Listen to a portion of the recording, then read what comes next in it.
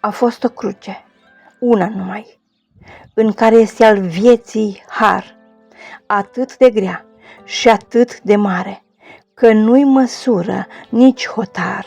Și oricâte cruci mai sunt pe lume, și oricâte forme vor avea, nici una n-a fost și nici toate de mari și grele atât cât ea.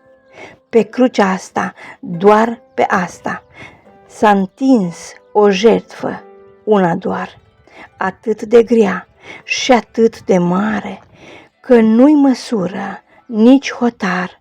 Și oricâte jertfe ar fi pe lume și orice preț mare ar avea, nici una nu e și nici toate de un preț dumnezeiesc ca ea. În jertfa asta, doar în asta, e o mântuire, una doar, atât de grea și atât de mare, că nu-i măsură nici hotar.